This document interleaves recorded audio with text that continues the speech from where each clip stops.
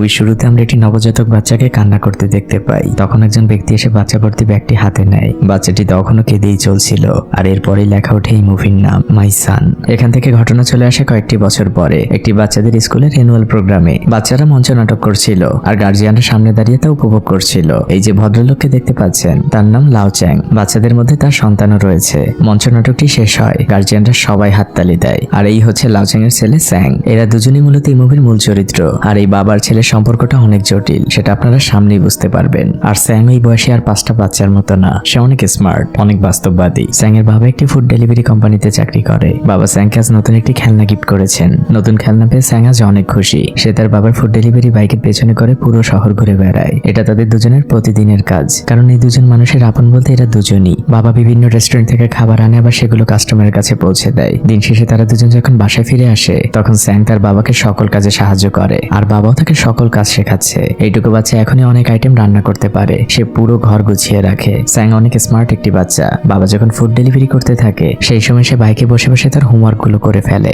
আজ মিস্টার লাও চ্যাং food delivery করতে করতে অনেক ক্লান্ত, তার পা আর চলছে না। সে একটি জায়গায় বসে পড়ে আর দূর থেকে বসে সে স্যাংকে দেখতে থাকে। দৃশ্য পরিবর্তন হয়। বাবা লাও চ্যাং তার খুব পুরনো একজন বেস্ট ফ্রেন্ডের সাথে দেখা করতে এসেছে, যার সাথে গত 6টি বছর সে দেখা করেনি। তার বেস্ট ফ্রেন্ডের নাম ছিল জিয়ান। আমরা তাকে দেখেই বুঝতে পারছিলাম সে স্যাং এর বাবার উপরে অনেক রেগে আছে। সে স্যাং এর বাবাকে চিৎকার করে বলছে, তুমি এখন কেন সরি বলতে এসেছো? 6 বছর আগে ওই দিন তুমি কেন আমাকে মেরেছিলে? আমি যেটা বলেছিলাম সেটা কি ভুল বলেছিলাম? 6 বছর আগে দুই বন্ধুর মধ্যে কি ঘটেছিল তা আমরা একটু সামনেই জানতে পারবো। তবে এই দুই বন্ধুর এত বছরের অভিমানটা এখন শেষ হয়েছে। তারা দুজন একটি নদীর পাশে বসেছে। এবার স্যাং এর বাবার বেস্ট ফ্রেন্ড তাকে বলে, তোমার এখন কেমো নেওয়া উচিত? তখন স্যাং এর বাবা বলে, ডক্টর বলেছে এটা আমার লাস্ট স্টেজ। আমার ব্রেন টিউমারের অবস্থাটা ভালো না, কোনো চিকিৎসায় ওটা আর ঠিক হবে না। ফ্রেন্ড জিয়ান তখন জিজ্ঞেস করে, স্যাং কি এই বিষয়টা জানে? স্যাং এর বাবা বলে না। জিয়ান বলে, তোমার ওকে জানানো উচিত, ওকে এই বাস্তবতা তো ফেস করতে হবে। স্যাং এর বাবা বলেন, আমি চাই না, আমি শুধু চাই পৃথিবী থেকে চলে যাওয়ার আগে ওর কোনো ব্যবস্থা করে রেখে যেতে, যাতে করে নিশ্চিন্তে চোখ দুটোকে চিরদিনের জন্য বন্ধ করতে পারি। ফ্রেন্ড জিয়াং এতক্ষণ চুপ করেছিল।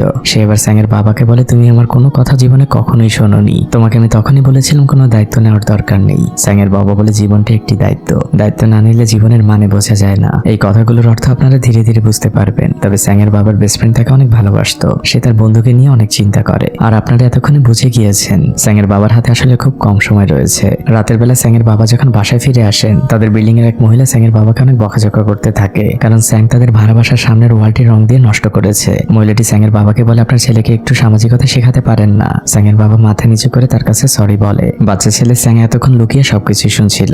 বাবা ঘরে ঢোকা মাত্রই সে মাথা নিচু করে থাকে, আর তারপর সে নিজে যেয়ে সোফার নিচ থেকে একটি লাঠি বের করে আনে। বাবার হাতে সেই লাঠিটি দেয়, আর সে ঘুরে দাঁড়িয়ে নিজের প্যান্টটি খুলে ফেলে, কারণ সে জানে সে একটি অপরাধ করেছে, আর সেই জন্য সে বাবার কাছ থেকে শাস্তি মাথা পেতে নিচ্ছে। মুভির এই অংশটা অনেক হাসি পাচ্ছিল, কিন্তু বাবা তার ছেলেকে মারে না। সে যে খাবার টেবিলে বসে আর স্যাংকে ডাক দেয়। স্যাং তাড়াতাড়ি করে খাবার টেবিলে যায়। বাবার বিয়ারের বোতলটা সে নিজেই খুলে দেয়। আর স্যাং এর বাবা স্যালারি পেয়েছে, তাই স্যাং হিসেব করছে এই মাসে সে কি কি রান্না করেছে। প্রতি মাসেই স্যাং এর বাবা স্যাং এর করা কাজগুলোর জন্য তাকে স্যালারি দেয়। এই মাসেও স্যাং বাবার কাছ থেকে অনেকগুলো বেতন পেয়েছে। সে টাকাগুলো গুনছিল। তখন বাবা তাকে বলে, কাল যে দেওয়ালে রং করতে হবে, সেই রঙের টাকা তো তোমার স্যালারি থেকে দিতে হবে। স্যাং এর মন খারাপ হয়ে যায়। সে কিছু টাকা তার বাবার দিকে এগিয়ে দেয়। বাবা বলে, এই টাকা দিয়ে কি হবে? রং কিনতে আরো অনেক টাকা লাগবে। বাচ্চা ছেলে মন খারাপ করে সকল টাকা তার বাবাকে দিয়ে দেয়। বাবা তখন মজা করছিল।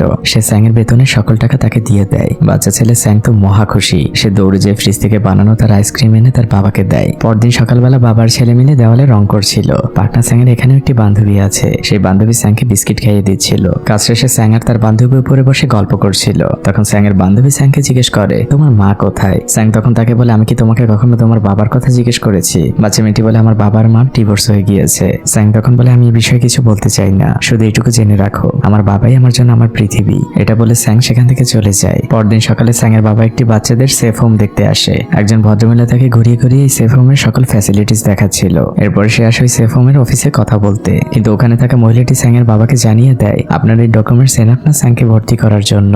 আপনি বলছেন ওর বাবা মা মারা গিয়েছে, কিন্তু তার জন্য স্যাং এর বাবা মায়ের ডেথ সার্টিফিকেট লাগবে। আপনারা যেটা ভাবছেন সেটাই। এই লাও চ্যাং আসলে স্যাং এর বাবা না, কিন্তু তার থেকে অনেক বেশি কিছু। ওখানে থাকা মহিলাটি স্যাং এর বাবাকে বলে, আপনাকে কি আমি আবারও বলবো, এখানে শুধু ওইসব বাচ্চাদের ভর্তি করানো হয় যাদের বাবা মা মারা গিয়েছে। আপনাকে যদি এখানে স্যাংকে ভর্তি করাতেই হয়, তাহলে ওর বাবা মায়ের ডেথ সার্টিফিকেট লাগবে। এখান থেকে ঘটনা চলে যায় 6 বছর আগের একটি বৃষ্টির দিনে। স্যাং এর বাবার তার সেই বেস্ট ফ্রেন্ড অ্যাম্বুলেন্স নিয়ে একটি উদ্ধার কাজে যায়। একটি কাপল গাড়ি অ্যাক্সিডেন্ট করেছে। পুলিশ ধারণা করছে এই কাপল গাড়িতে ফিজিক্যালি ইন্টিমেট হওয়ার সময় একটি ট্রাক এসে তাদের ধাক্কা দেয়। যাই হোক, উদ্ধারকর্মীরা সবাই মিলে বডি দুটোকে বের করে। তারপর লাউচাং আর তার ফ্রেন্ড অ্যাম্বুলেন্সে করে হসপিটালে নিয়ে আসে। পুরুষটি মারা গেলেও মহিলাটি তখনও বেঁচে ছিল। তাকে আইসিইউতে ভর্তি করা হয়। এদিকে লাউচাং তার সকল কাজ শেষে অ্যাম্বুলেন্সটি নিয়ে তার বাড়িতে ফিরতে যাচ্ছিল। পেছনে থাকা কিছু ডাক্তার ভর্তি হওয়া মহিলাটিকে নিয়ে কথা বলছিল, কিন্তু হঠাৎই মহিলাটির নাম শুনে লাউচাং একদম থমকে যায়। মহিলাটির নাম ছিল লুই। এই নামটি লাউচাং এর খুবই পরিচিত। সে সাথে সাথে যে মেয়েটির ছবি আর আইডি কার্ড দেখে, লাউচাং যেন একদম পাগলের মতো হয়ে গিয়েছে।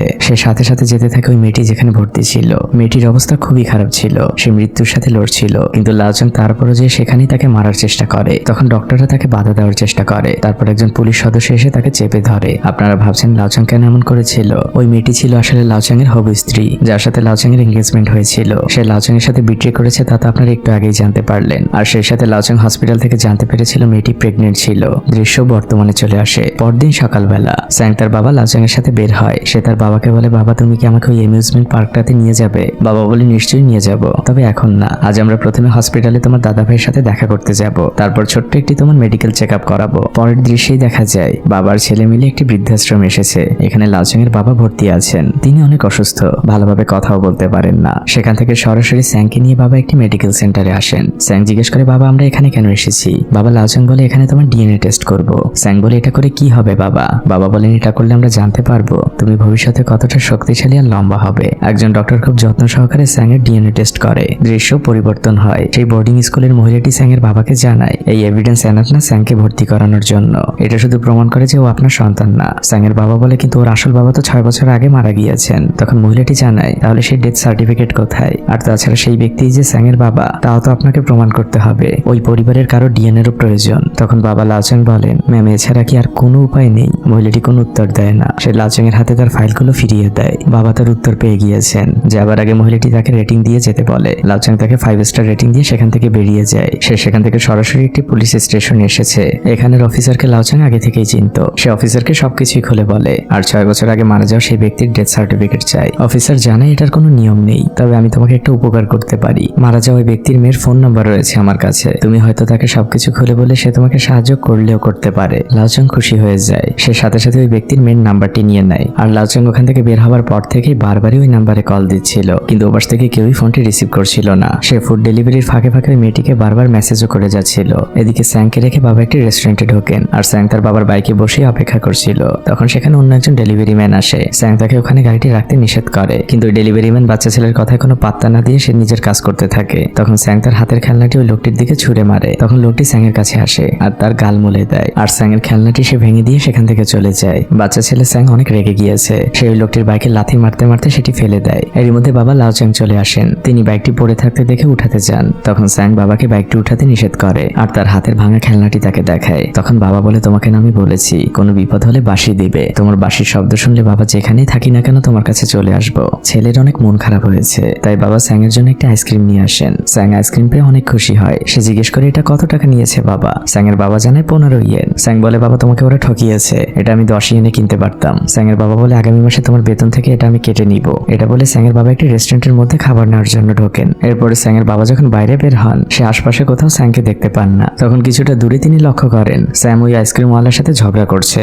সে তার আইসক্রিমটি ফেরত দিয়ে টাকাটা নিতে চাচ্ছে, কিন্তু আইসক্রিমওয়ালা কোনোভাবেই তার টাকা ফেরত দিবে না। আর স্যাংও নাছরবান্দা। তখন বাবা এসে ছেলেকে টেনে নিয়ে যান। তখন পেছন থেকে আইসক্রিমওয়ালা বলে, এইটুকু বাচ্চা এখনই প্রতারণা শিখেছে। স্যাং এর বাবা আবারও ফিরে আসে আর আইসক্রিমওয়ালাকে বলে, আপনি যদি আর একটিবার এই কথাটি বলেন তাহলে আপনার খবর আছে। আইসক্রিমওয়ালা চুপ হয়ে যায়। স্যাং এর বাবা রেগে যেয়ে স্যাং এর হাত থেকে আইসক্রিমটি ফেলে দেয় আর তার জামা ধরে টানতে টানতে নিয়ে যায়। বাবা এসে আসলে স্যাং এর বাবা লজ্জা পেয়েছেন। এদিকে বাচ্চা ছেলেটি বাবার মোটরসাইকেলের পেছনে বসে বসে কাঁদছিল, কারণ তার বাবা কখনো তার সাথে এমন ব্যবহার করে না। ছেলেকে বকা দিয়ে বাবা লাউচাং অনেক কষ্ট পাচ্ছিলেন, তার চোখের কোণে পানি। রাতের বেলা বাসায় ফিরে বাবা চুপচাপ বসেছিলেন টেবিলে, তার সামনে কিছু কাগজ রাখা ছিল।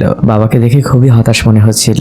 ছেলের জন্য এখনো কোনো নিশ্চিত আশ্রয়ের ব্যবস্থা করতে পারেননি। তিনি ঘুমন্ত নিষ্পাপ বাচ্চাটির মুখের দিকে তাকান, আর তারপর তাকান স্যাং এর মায়ের ডেথ সার্টিফিকেটের দিকে। স্যাং এর মায়ের মৃত্যুর কারণ লেখা ছিল সন্তান প্রসব। এখান থেকে ঘটনা চলে যায় আবারও সেই 6 বছর আগে। স্যাং এর মা অ্যাক্সিডেন্টের পরে তিনি কোমায় ছিলেন, আর তার পেটে তো তখন স্যাং ছিল। ডাক্তাররা অনেক চেষ্টা করছিলেন নবজাতককে পৃথিবীতে আনার জন্য। লাউচাং বিষয়টি দূর থেকে দেখছিল, আর অনেকটা চেষ্টার পর স্যাং এই পৃথিবীতে আসে। কোমায় থাকা ঘুমন্ত মায়ের 2 চোখ বেয়ে 2 ফোঁটা পানিও বের হয়ে আসে। একদিকে বাচ্চা স্যাং এর পৃথিবীতে আগমনী কান্নার আওয়াজ, ওদিকে তার মা জীবনের শেষ মুহূর্ত পার করছিল। লাইফ সাপোর্ট মেশিনটা বারবারই শব্দ করে উঠছিল। ডাক্তাররা অনেক চেষ্টা করছিলেন, কিন্তু ফাইনালি মেশিন মেশিনটি শব্দ করে জানিয়ে দেয় বাচ্চা ছেলে স্যাংয়ের মা পৃথিবী ছেড়ে চলে গিয়েছেন। মা বাবাহীন বাচ্চাটিকে ইনকিউবেটরে রাখা হয়েছিল। লাওচাং দূর থেকে তাকিয়ে দেখছিল, সেখানে তার সেই বন্ধুও ছিল। সেই বন্ধু লাওচাংকে বলছিল, এই বাচ্চাটিকে নিয়ে এত ভেবো না, ওকে হসপিটাল কোনো এতিমখানায় দিয়ে দিবে। লাওচাং সেদিন বলেছিল দরকার নেই, ও আমারই ছেলে, আমার ছেলে হিসেবে ও বড় হবে। লাওচাং এর বন্ধু তখন বলেছিল, এটা তোর ছেলে না, ওর বাবাকে তাও তুই জানিস না এখনো, ওর সাথে তোর কোনো সম্পর্ক নেই। এটা শুনে লাওচাং অনেক রেগে গিয়েছিল ওই দিন, তাই সে তার বেস্ট ফ্রেন্ডকে মেরেছিল। আপনাদের নিশ্চয়ই মনে আছে, এই দুই বন্ধুর 6 বছর কোনো সম্পর্ক ছিল না, আর তার কারণ ছিল এই দিনটা। পরদিন সকালবেলা বাবার ছেলে মিলে একসাথে আবারও কাজে বের হয়। স্যাং বাইরেই চুপচাপ বসেছিল। বাবা একটি বাসা থেকে বের হন। তিনি বের হয়ে স্যাংকে বলেন, তোমার ভাগ্যটা অনেক ভালো, এই দেখো এই বাসার মালিক আমাকে 15 ইয়েন টিপস দিয়েছেন, এটা দিয়ে আশা করি তোমার একটা আইসক্রিম হয়ে যাবে। বাবা ছেলের হাতে টাকাগুলো দেন, আর তিনি বলেন, এখন চলো যাওয়া যাক, আমাদের আরো অনেক ডেলিভারি করা বাকি আছে। স্যাং টাকাগুলো তার বুক পকেটে ঢুকিয়ে নেয়, আর যে চুপচাপ বাবার পেছনে বসে। ডেলিভারি করতে করতে রাত হয়ে যায়। পেছন থেকে স্যাং বাবাকে জড়িয়ে ধরে, আর নিজের পকেট থেকে সেই টাকাটি বের করে বাবার বুক পকেটে ঢুকিয়ে দেয়। বাবা সবকিছুই বুঝতে পারছিলেন। স্যাং বাবাকে জড়িয়ে ধরে বলে, বাবা আমি সরি, এই বাবার জন্য এর থেকে আর প্রশান্তির কি হতে পারে। বাবার ছেলে মিলে একটি রেস্টুরেন্টে যায় খাওয়ার জন্য, কিন্তু বাবা তখনও সেই মেয়েটিকে কল দিয়ে যাচ্ছিল। সেই মেয়েটি এখনো ফোন রিসিভ করেনি, কিন্তু হঠাৎই লাওচাং লক্ষ্য করে তার ঠিক পাশেরই টেবিলে একই সময় একটি ফোন বেজেই চলেছে, আর সেই ফোনটি কেটে দিলে তারও ফোন কেটে যাচ্ছে। সেই বিষয়টি শিওর হতে চায়, তাই সে যে ওই টেবিলের পাশে যে লক্ষ্য করতে থাকে, আর ফাইনালি সে বুঝে যায় এই মেয়েটি সেই মেয়ে যাকে সে এতদিন ধরে খুঁজছে। কিন্তু ওই মেয়েটি তার বন্ধু বান্ধব নিয়ে সেখান থেকে চলে যায়। লাওচাংও তার পিছু পিছু যায়, আর তাকে পেছন থেকে নাম ধরে ডাক দেয়। মেয়েটির নাম ছিল লুই, কিন্তু লুই কোনো পাত্তা দিচ্ছিল না। তখন লাওচাং বলে, আমি তোমার বাবাকে চিনি। লুই থমকে দাঁড়ায়, আর সে তার বন্ধুকে বলে, তুমি সামনে যাও, আমি আসছি। লুই লাওচাং এর কাছে আসে, আর সে তার ফোনটি লাওচাং এর দিকে বাড়িয়ে দেয় একটি কিউআর কোড সহ। সে বলে, আমাকে 200 ইয়ান দাও, তাহলে আমি তোমার কথা শুনবো। লাওচাং তার ফোন থেকে টাকা ট্রান্সফার করে দেয়। তখন মেয়েটি লাওচাংকে জানায়, কাল আমার ফোনের জন্য অপেক্ষা করো, আমি তোমাকে ফোন দিব। এটা বলে মেয়েটি সেখান থেকে চলে যায়। তখন লাওচাং পেছন থেকে বলে, আপনার সাথে কথা বলাটা আমার ভীষণ প্রয়োজন। বাবা আবারও তার ছেলে স্যাং এর কাছে ফিরে আসে। রাতের বেলা স্যাং এর বাবা তার বন্ধুর সাথে কথা বলছিল। তার বন্ধু তাকে কিছু জমানো টাকা দেয় তার চিকিৎসাটা ভালোভাবে করানোর জন্য, কিন্তু স্যাং এর বাবা টাকাগুলো নিতে মোটেও রাজি হয় না। তখন তার বন্ধু বলে, তুই আসলে কি চাস? তুই দেখেছিস একবারও নিজেকে আয়নাতে? তোর চোখগুলো কেমন হয়ে গিয়েছে, তোর দাঁতগুলোর চারপাশে ধীরে ধীরে রক্ত জমছে। স্যাং এর বাবা বলে, আমি সবকিছু জানি, ডক্টর এমনটাই বলেছে, আমার কাছে হয়তো সর্বোচ্চ 6 মাস সময় রয়েছে। শোন, আমি স্যাং এর জন্য একটি স্কুল খুঁজে পেয়েছি, কিন্তু জানি না এই সময়ের মধ্যে ওকে ভর্তি করাতে পারবো কিনা। তবে আমি যদি ওকে ভর্তি না করিয়ে মারা যাই, তাহলে তুই প্লিজ ওর দায়িত্বটা নিস, ওকে কোনো একটা এতিমখানায় রেখে আসিস। লাওচাং এর বন্ধু মাথা নেড়ে বলে, তুই চিন্তা করিস না, সেই দায়িত্ব আমি পালন করব। স্যাং এর বাবা বলে, আমি জানি। স্যাং এর বাবা একসময় অনেক ভালো গান গাইতে পারতো। তার বন্ধু তাকে একটি গান গাওয়ার জন্য অনুরোধ করে। স্যাং এর বাবা লাওচাং তার বন্ধুর অনুরোধে গান গাইতে থাকে। তার বন্ধু পেছনে দাঁড়িয়ে কাঁদছিল।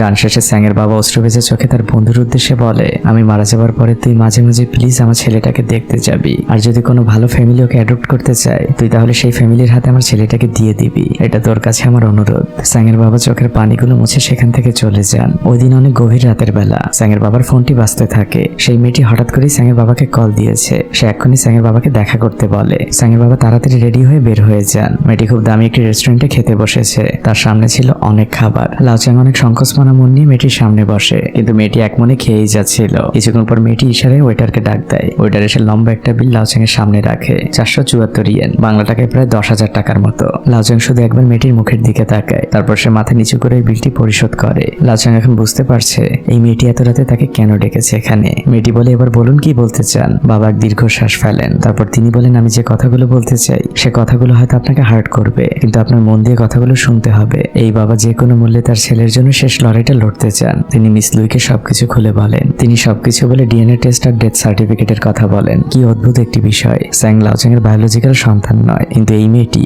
স্যাং এর বায়োলজিক্যাল বোন, আর সেই টেস্টের রিপোর্টের জন্য এই বাবা এতটা কষ্ট করছেন। মেয়েটি লাওচাংকে বলে, আপনি ওই ছেলেকে প্লিজ আমার ভাই বলবেন না, ওটা আমার টিচারের অবৈধ সন্তান। অর্থাৎ লাওচাং এর বাগদত্ত ওয়াইফ ছিল আসলে এই মেয়েটির নাচের শিক্ষক। মেয়েটি বলে, আপনি যেহেতু বিল পরিশোধ করেছেন, তাই তার বিনিময়ে আমি আপনাকে সাহায্য করব।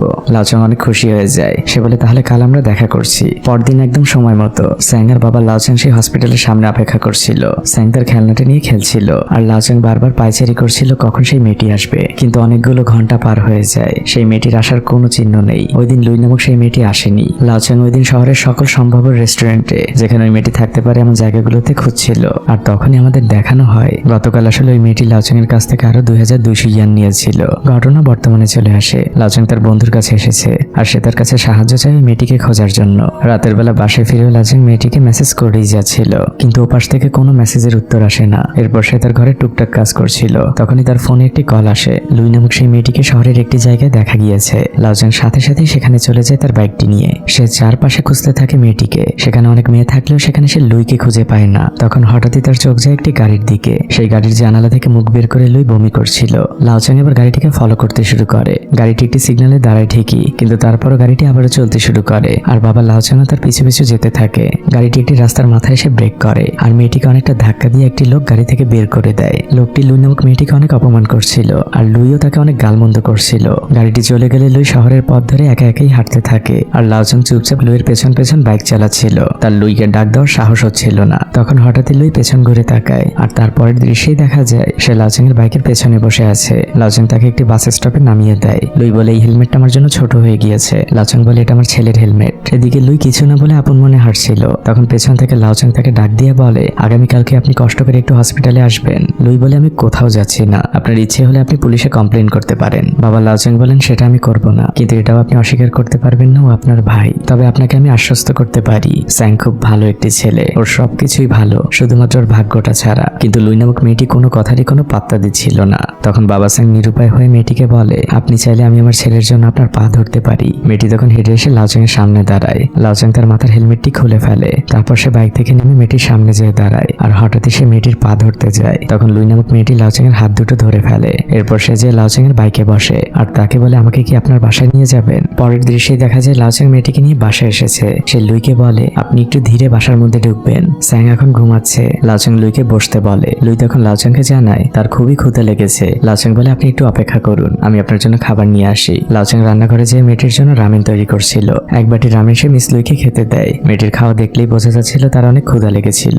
পরম তৃপ্তি নিয়ে খাওয়া শেষে মেয়েটি লাউচাংকে বলে, আপনার রান্না খুবই ভালো। টেবিলের অপর প্রান্তে বসে লাউচাং একটি ড্রিঙ্কস খাচ্ছিল। মেয়েটি জিজ্ঞেস করে, আপনি ওটা কি খাচ্ছেন? লাউচাং বলে, এটা আমার ছেলের আবিষ্কার। মিস লুইও তখন ড্রিঙ্কসটি খায় আর লাউচাংকে বলে, এটা খেতে তো খুবই মজার। এরপর মিস লুই রাতে ঘুমানোর জন্য ফ্রেশ হন। এরপর সে তার ছোট ভাইকে দূর থেকে দাঁড়িয়ে দেখছিল। পরদিন সকাল হয়। মিস লুই তার ছোট ভাইয়ের পাশেই ঘুমিয়েছিল। হঠাৎই স্যাং লাফ দিয়ে ওঠে ঘুম থেকে। সে কিছুই বুঝতে পারছে না। বাচ্চা ছেলে স্যাং ফ্যালফ্যাল চোখে তার বাবার দিকে তাকিয়েছিল। বাবা লাউচাং আপন মনেই কাজ করে যাচ্ছিল। দৃশ্য পরিবর্তন হয়। তারা তিনজন মিলে লুইদের বাসার সামনে এসেছে। স্যাং তার বাবার মোটরসাইকেলেই বসেছিল আর মিস লুই আর লাউচাং বাসার মধ্যে ঢোকে। লুই কলিং বেল দেয় আর দরজাটা খুলে দেয় তার মা। লুইয়ের ব্যবহার দেখেই বোঝা যাচ্ছিল তার মায়ের সাথে তার সম্পর্কটা মোটেও ভালো না। সে লাউচাংকে সোফায় বসতে বলে আর লাউচাংকে তার মায়ের সাথে পরিচয় করিয়ে দেয়। এটা বলে, ইনি ছিলেন আমার যে ডান্স টিচার ছিল তার হবু হাজবেন্ড, যার সাথে তোমার স্বামীর অবৈধ সম্পর্ক ছিল। আর একটি ভালো কথা জানো, সেই ঘরে একটি ছেলেও রয়েছে আর সেই ছেলের জন্য এখন তোমার হাজবেন্ডের ডেথ সার্টিফিকেটটা প্রয়োজন। লুইয়ের মা প্রচন্ড রাগ নিয়ে হাঁটতে হাঁটতে একটি রুমের মধ্যে যান আর তিনি দরজাটা লক করে দেন। দরজার ওপাশ থেকে সে তার নিজের মেয়েকে অনেক গালমন্দ করতে থাকে। কিছুক্ষণ পর সে রুম থেকে বের হয়ে এসে তার হাজবেন্ডের ডেথ সার্টিফিকেটটা দলামস করে মেয়ের দিকে ছুঁড়ে মারেন। লুই ভাঁজ হওয়া কাগজটি লাউচাং এর হাতে দেয় আর বলে, আপনার তো কাজ শেষ, এখন চলুন। লাউচাং লুইয়ের মাকে ধন্যবাদ জানায়। এরপর তারা দুজন ওই বিল্ডিং থেকে বেরিয়ে আসে। এরপর সেখান থেকে তারা সরাসরি চলে আসে সেই হসপিটালে। আজ লুই নামক মেয়েটির ডিএনএ টেস্ট হচ্ছিল। বাচ্চা ছেলে স্যাং পাশেই বসেছিল আর লুইকে বলছিল, দিদি তুমি ভয় পেও না, তোমার তেমন কোনো কষ্ট হবে না,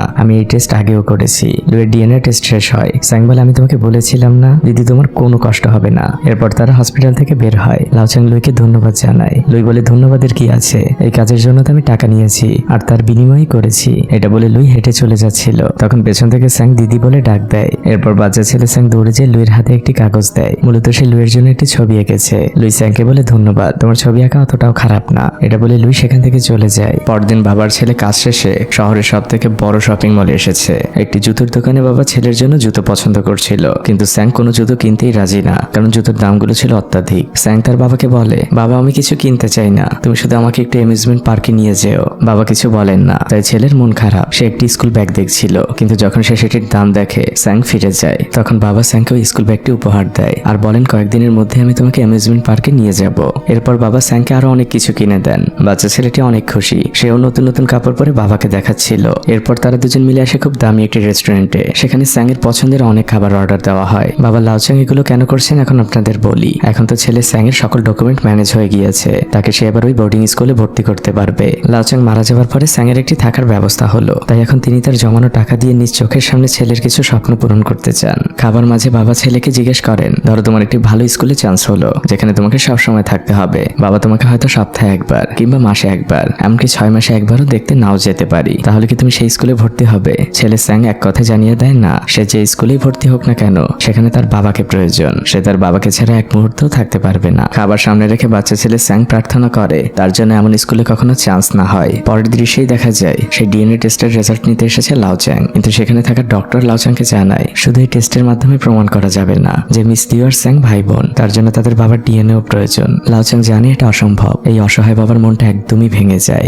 সন্তানের জন্য একটি নিরাপদ আশ্রয়ের শেষ আশাটুকুও এখন হারিয়ে গেল। লাওচ্যাং অনেক ভেঙে পড়েছে। তারপরও পরদিন সকালবেলা বাবা সেই বোর্ডিং স্কুলে ডকুমেন্টগুলো নিয়ে যায়। মহিলাটি ভালোভাবে ডকুমেন্টগুলো দেখছিল। সে লাওচ্যাংকে বলে এই রিপোর্টগুলো প্রমাণ করে না যে স্যাং ওই লোকের ছেলে, তাই আপনাকে দুঃখের সাথে জানাচ্ছি স্যাং এর ভর্তি এখানে হচ্ছে না। বাবা লাওচ্যাং কাগজগুলো গুছিয়ে নেয় আর একটি দীর্ঘশ্বাস ফেলে বলে আমি এটা আগে থেকেই জানতাম, তারপর আপনার মুখ থেকে শুনতে এসেছিলাম। শেষ আশা বলতে পারেন, তবে আমি এখন সকল আশা ছেড়ে দিয়েছি। লাওচ্যাং মাথা নিচু করে মহিলাটির কাছে ক্ষমা চায় আর আজও সে মেশিনের রেটিং দিতে যায় মহিলাটির, কিন্তু এই বাবার নিজেকে কন্ট্রোল করতে পারে না। সে 1 স্টার রেটিং এ ইচ্ছে মতো চাপতে থাকে। অফিস রুমের সবাই লাওচ্যাং এর দিকে তাকিয়েছিল। ওই অফিস থেকে বের হয়ে এসে লাওচ্যাং একদম কান্নায় ভেঙে পড়ে। তার মনের অবস্থাটা পৃথিবীর কোনো মানুষ বুঝতে পারছে না। এই বাবার হাতে সময় খুবই কম, তাকে এই পৃথিবী থেকে চলে যেতে হবে, কিন্তু এখনো সে তার সন্তানের একটি নিরাপদ আশ্রয়ের ব্যবস্থা করতে পারেনি। অনেক কাজ ছিল এই বাবাটি। তখন তার সামনে এসে সেই মহিলাটি দাঁড়ায়। সে লাওচ্যাং এর কাছে ওই ডকুমেন্টগুলো চায় আর বলে আমি তোমাকে কথা দিতে পারবো না, তবে আমি তোমার জন্য সর্বোচ্চ চেষ্টা করব।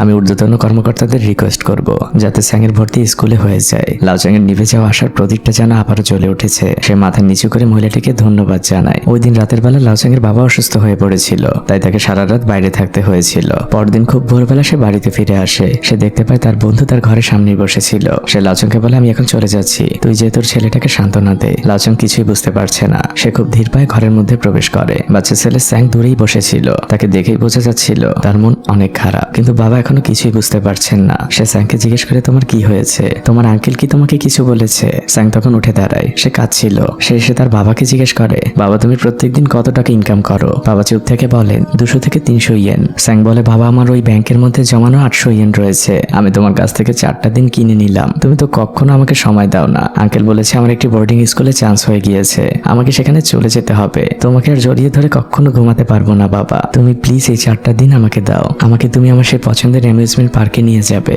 বাবা তার সন্তানকে শক্ত করে বুকের সাথে চেপে ধরেন। দুইজনেই কাঁদছিলেন। বাবা বলেন আমি তোমাকে কালই অ্যামিউজমেন্ট পার্কে নিয়ে যাব। আমি তোমাকে সারপ্রাইজ দিতে চেয়েছিলাম আর এর জন্য তোমাকে আমাকে কোনো টাকা দিতে হবে না। বাবা বলেন তুমি আমাকে প্রমিস করো তুমি ওই বোর্ডিং স্কুল থেকে কখনো পালাবে না, কখনো আমাকে খুঁজতে বাসায় আসবে না। স্যাং কাঁদতে কাঁদতে বাবাকে প্রমিস করে, কিন্তু এই বাচ্চা ছেলেটা এখনো সত্যটা জানে না। সময়ের সাথে সাথে সে তার বাবাকে হারিয়ে ফেলছে। এদিকে লুই নামক সেই মেয়েটি তার ব্যাগ থেকে স্যাং এর আঁকা সেই ছবিটি বের করে আর তারপরে সে কিছু একটা মনে করে লাওচ্যাংকে ফোন দেয়। সে আজ রাতে লাওচ্যাংদের বাসায় যাবে। এই মেয়েটি মূলত এই বারে কাজ করত। সে তার ব্যাগটি নিয়ে বের হতে যায়। তখন তার বস তাকে পেছন থেকে ডাক দেয়, কিন্তু লুই তার কোনো কথায় কোনো পাত্তা দেয় না। তখন তার বস তাকে বলে তুমি আর কখনো এই বারের আশপাশেও আসবে না। লাওচ্যাং আজও লুইর জন্য সেই একই রকম ভাবে রামেন বানিয়েছে। স্যাং অনেক আগেই ঘুমিয়ে পড়েছে। লুই আজও অনেক তৃপ্তি করে রামেন খাচ্ছিল। সে হঠাৎই লাওচ্যাংকে বলে আপনার ফোনটা চেক করুন, এতদিন আপনি আমাকে যত টাকা দিয়েছেন সব টাকা আমি আপনাকে ব্যাক করে দিয়েছি। লাওচ্যাং বলে আমার রামেনের দাম তো এত না। লুই বলে আর স্যাং এর বানানো সেই ড্রিঙ্কসটা কোথায়? লাওচ্যাং বলে আপনি অপেক্ষা করুন, আমি নিয়ে আসছি।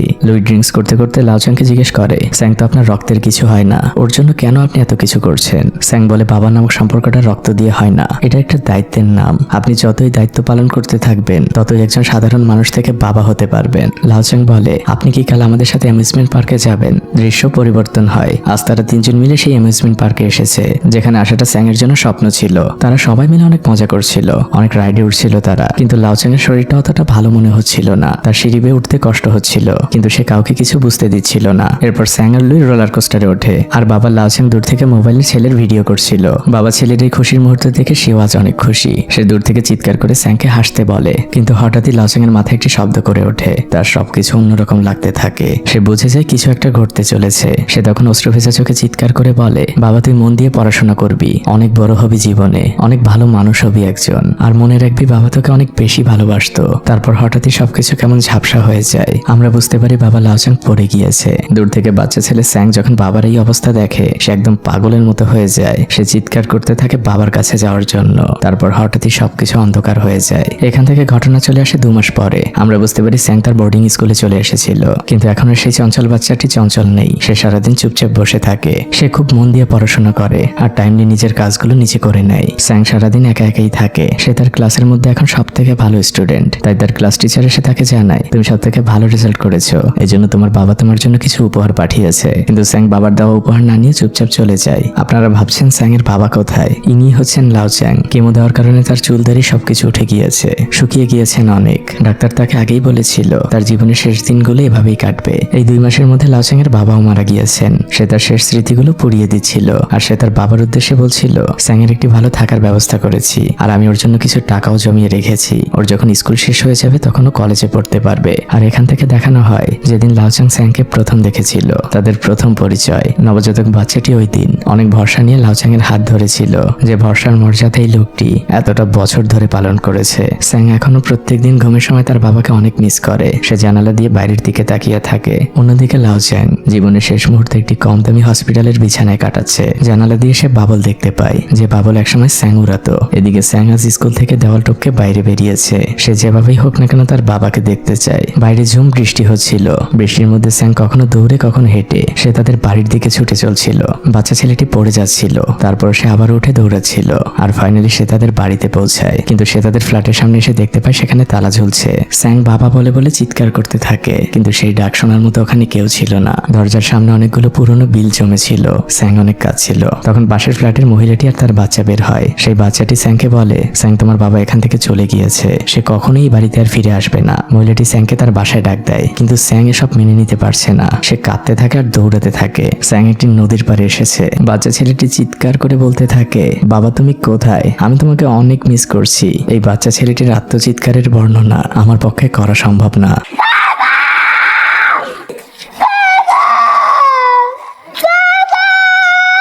এদিকে লাও চ্যাং বিছানায় ঘুমিয়েছিল। তার কানে দূর থেকে একটি বাঁশির শব্দ আসছে। বাঁশির শব্দটা বেজেই চলেছে। স্যাং তার বাবার জন্য বাঁশি বাজাচ্ছে। সেই বাঁশির শব্দ যেন থামছেই না, কারণ স্যাং এর বাবা স্যাংকে বলেছিল কখনো বিপদে পড়লে বাঁশি দিয়ে তার বাবাকে ডাকতে। স্যাং আজ তার বাবাকে ডাকছে। সেই বাঁশির শব্দ তার বাবার কানেও পৌঁছাচ্ছে, কিন্তু আজ বাবা তার ছেলের কাছে যেতে পারছে না। বাবা লাও চ্যাং শুধু নীরব দৃষ্টিতে তাকিয়ে আছে। অন্যদিকে বাঁশি বেজেই চলেছে, আর তখনই আমরা দেখতে পাই লাও চ্যাং এর চোখ দুটো বন্ধ হয়ে যায়। আর আমরা বুঝতে পারি একজন জন্ম না দেওয়া বাবার সন্তানের পার্থিব সম্পর্কটা এখানেই শেষ হয়ে যায়। আলাদা হয়ে যায় সেই দুটি হাত, যে হাত দুটি অনেক বছর আগে এক হয়েছিল। এরপরে স্যাং তার স্কুলে ফিরে এসেছিল। তার বন্ধুরা তাকে বুকে জড়িয়ে নিয়েছিল। আর লুই নামক সেই মেয়েটি এখন আর আগের মতো নেই। সে এখন চাকরি করে, আর স্যাং এর সকল দায়িত্ব এখন সে পালন করে। স্যাংকে নিজের ছোট ভাই এখন মনে করে সে। ছুটির দিনে 2 ভাই বোন পুরো শহর ঘুরে বেড়ায়। আর এই দৃশ্যের মধ্যে দিয়ে এই মুভিটি এখানেই শেষ হয়ে যায়। এই মুভিটি দেখা শেষে অনেক কেঁদেছিলাম, কারণ গ্রেভ অফ দ্য ফায়ারফ্লাইস আর এই মুভিটি আমার জীবনের সাথে অনেকভাবেই জড়িত। তাই হয়তো আমার অনুভবটা ছিল অন্যরকম। তবে আপনার কাছে কেমন লেগেছে আমাকে অবশ্যই কমেন্ট করে জানাবেন। ভালো থাকুক পৃথিবীর জন্ম দেওয়া অথবা না দেওয়া সত্যিকারের সকল বাবারা।